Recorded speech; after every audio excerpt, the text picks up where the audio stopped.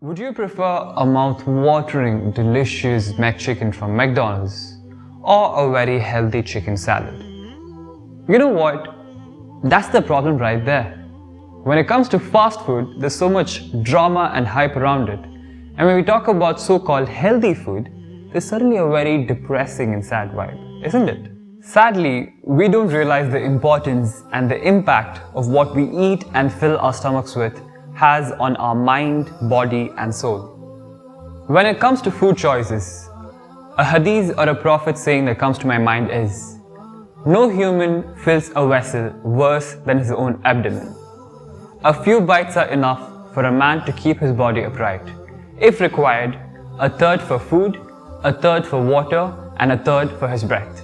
At first, it didn't really make sense for me. But think about it. Most of the times, you are what you eat. Picture yourself having a plateful of your favorite biryani cooked by your mom. I'm sure you're in no mood to conquer the world or achieve your dreams and goals right after that. You would probably want to find a good bed and get some really good sleep. Now, besides the weekend, come on, a biryani is a must during the weekend. The question I want you to ask yourself is, how do you feel after your meals? Do you feel energetic or do you feel lazy and drowsy after your meals? If it's the latter, that's when you know you really need to work on your food choices.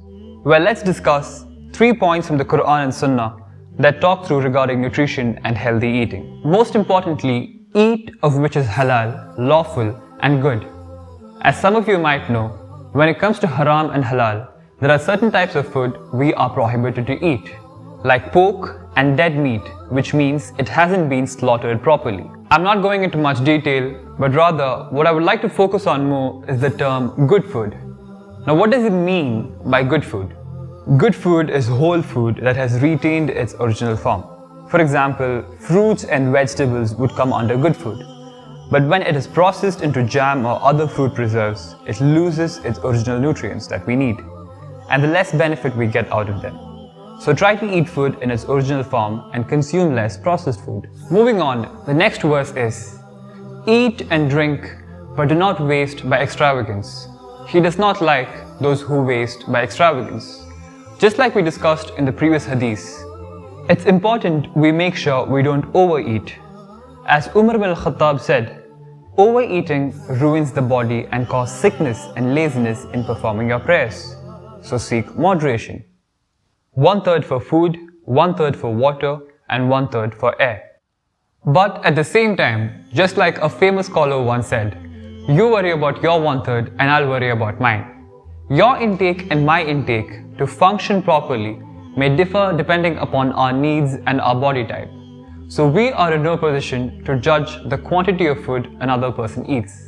Trust me guys, if you are able to consider these 2 points every time you're out shopping for groceries in front of your meal, I can promise you, God willing, you will lead a much more healthier, productive and happier lifestyle. It's surely not easy.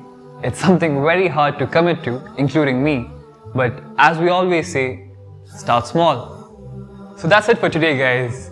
I want you all to remember, healthy eating isn't just about cutting out foods.